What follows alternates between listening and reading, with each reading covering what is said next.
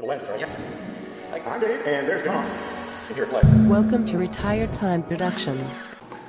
So in the previous video we set up the APM wiring, and then we tested out the MinimOSD by hooking it to the monitor to make sure it worked. And it did work, but the screen was really messed up and the items weren't what we really wanted. So the next stage in this process is to program the MinimOSD. Now to program the MinimOSD we need to use an FTDI to USB breakout board. Now I got this board from SparkFun. So what we're going to do is plug that on where this wire is right now. So we're going to plug this onto here and then plug in a USB cable and plug it into the computer and program it. So we now have the MinimOSD plugged into the FTDI adapter. So plugging the other end of the cable into the computer. And you can see the light is now on the MinimOSD. So next I'm going to run the configuration tool, and it is the 2.4 version, and I'm going to be putting on the 2.4 firmware, which is right here. Now before I can put the firmware on, I'm going to put the character set on that goes with the firmware, because it does require a different character set. But the thing is, if I install the new firmware first, I won't be able to load the character set because the newest firmware doesn't have a character set loader in it anymore. They actually stole the space for the character set loader for other features that were added to it. So we're going to load the character set first and then flash the new firmware, and everything should be okay. Going to go ahead and launch the config tool. It's actually this one right here. Now the first thing we want to do is make sure that our COM port is working. So you can select different COM ports, but I only have one, so that must be the one. So to check to see if it's working, we're going to read the OSD. Okay, so it worked. Data was downloaded, so we know that it is connected. So next let's go ahead and install the new character set. So we'll go up here to Options and Update Character Set. And it's this one right here, MinimOSD _ 2.4.MCM. That's the character set. I'm going to go ahead and open it. Let's see what happens if we get a response. Oh, there we go. Now the progress bar is starting to move. And this would normally fail if you had the newest firmware loaded. So the next thing we need to do is go back to Options, and we're going to load the firmware. So this time we're going to do Update Firmware. One of the goals here is to put link quality or RSSI onto our screen too. So I'm going to be using this firmware for that too. Alright, so we want the MinimOSD Extra Plain Release 2.4 R795. And you could also use this one too, 719. I think this one is still available. I don't know about R795, but I'll put a link underneath the video to what's available. So I'm going to load 795 right here. So I'm going to open that. Now again, there should be a progress bar going across, and this is a little bit faster. There we go, done downloading data. Okay, now you can see everything has changed because I've got new firmware on here.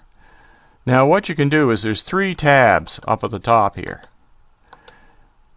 You need to make sure those are set to your liking, and also the video mode is set to your liking, such as NTSC for me. Next thing is you can go to your panels, and these panels work by checking these boxes, and then you can move the item wherever you want on the screen. So you can just go through those and pick out which ones you want and add them to the screen in the positions you want. And once you get everything set up the way you want it, you save the current tab like this. Just click that, data saved.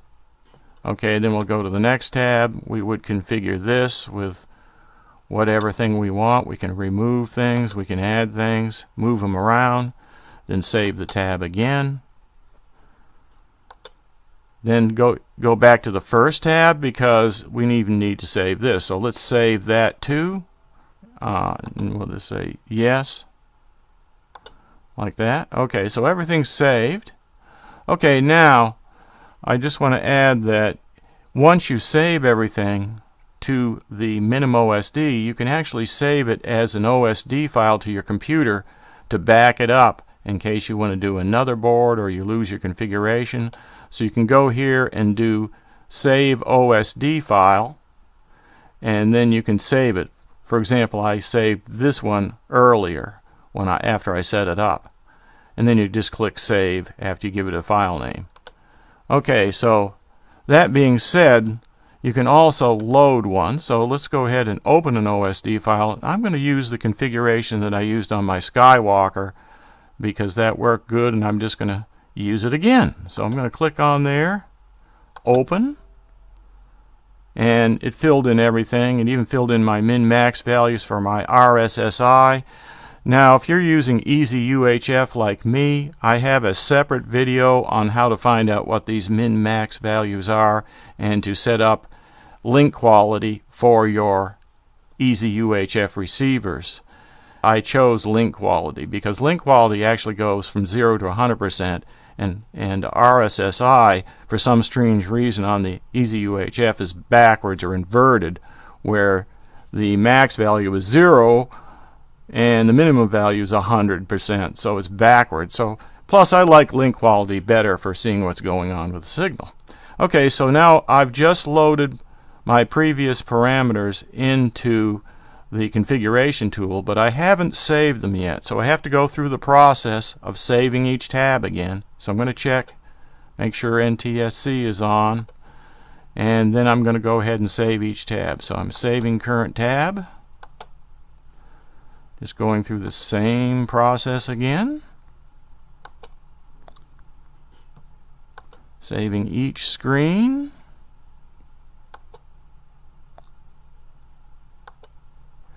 Now they're all saved. Everything should be good. And if I wanted to move something around, I could. Say I wanted to make room down here for video voltage for the camera, I could move one of these objects. So when you click on it, it highlights it up here. See, it says battery A. And let's see what this is. This is battery percent. Say I wanted to get rid of battery percent. I could take that off like this. Just uncheck it. And then I could move this one. Let's say I put that right here, like that. And then I can take the amps, and let's move the amps over here, like that. And then I can just save current tab, like that. Now the next thing we do is just go ahead and we can close this. Just close the configuration tool, and then we can go ahead and unplug the USB cable. So now let's go ahead and test it and see how it works. I've got the MinimOSD connected back up to the APM, and it's running to my monitor over here. So let's see what we have. So here is the screen right here, and as you can see, everything's up on the screen. And the way I've got everything arranged, the battery voltage now for the video, which is coming from the camera, by the way, it's coming from the Foxy or Aero camera, not from the APM. So the battery voltage for the video is right here, and the battery voltage for the flight battery is up here, and the current for the flight battery is over here. So I made a little hole here so the camera could put its OSD information along with the MinimOSD information. So next what we need to do is configure a receiver for PPM so that we can hook it up here to channel 1 on the APM. I'm going to be using the EZUHF. Okay, so this video is already getting kind of long, so what I want to do is refer you to another video where I talk about setting up the EZUHF for the APM. And this is the link right up here. And I've got the video, or at least one frame of the video, up on the screen right here so I can give you the gist of it in case you don't want to watch it. But what it is, you go ahead and set channel 8 on your EZUHF, the PPM 8, to link. That's link quality. And then you set the servo output to PPM muxt right here. And then you go down and click Upload Settings to Receiver. Now for the EZUHF 4-channel light, I'm going to have a setup like this. And I'm going to put the RSSI, or link quality rather, on 8, same as I did before with the 8-channel version. But I'm going to put the outputs, I'm going to set this just to nothing here, and I'm setting channel 3 for 9 and channel 4 for 10, which is going to be for my pan tilt. So in other words, I'll hook the pan tilt wires directly to the EZUHF receiver rather than going through the APM. So I'm going to put pan and tilt on 9 and 10. So all that's set. Now I'm just going to go ahead and update my settings. And they're successful. So that's all I need to do there. On the first page here, I've got everything set up like this. I just read the settings, didn't do anything special there. And here I've got it in 12 channel mode right there. So nothing special other than putting it in 12 channel mode. So that's it. Everything is set up and ready to go. And after that's done, then we can go ahead and connect it to the APM. So here's my EZUHF receiver connected by just one servo cable to the APM right here. The jumper is on the bus right here. And this goes from channel 1 to channel 1 for PPM. And I also have the servos connected up right here, going directly to the EZUHF. And here is my Tyrannus radio in PPM mode and 12 channels set up right there. Now if I move the dial right here, you can see the pan tilt panning. And if I move the slider, you can see that it tilts right here. So that's all connected up, and that's represented on the schematic right here. Although these wires now go to 2 and 3. Excuse me, I think it's 3 and 4. 3 and 4. Yeah, 2 is not being used, but 3 and 4 on my EZUHF 4-channel light, because this is a 8-channel right here. I've got a UBEC right here providing 5 volts to the bus, and it's soldered onto the power module right here. And that's represented on the schematic right here, where it's soldered onto the power module, goes around, and then feeds the output rail for the servos right here on the APM. Now, it also is providing voltage to the pan tilt servos right here. What I did was I just plugged in a splitter, pulling off the voltage and ground, going over here, and I took the pins out of these servo plugs and put them just the voltage and ground in here where I can plug it into the servo splitter. So that gives me my voltage and ground for my pan tilt right over here. And that's represented right here where this comes up, and these arrows point that direction, and then combine with these wires over here to go to the pan tilt.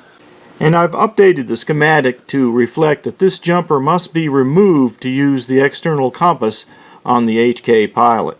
Just like the last video, I'll go ahead and put a link to this schematic under the video. So in the next video we'll start working on the software and configuration for the APM, and I'll put a link under this video to the more in-depth video on the EZUHF setup if you need that. I hope this has been helpful. Don't forget to like and subscribe if you're not subscribed. You can give me a thumbs up, and we'll see you next time. Here, play.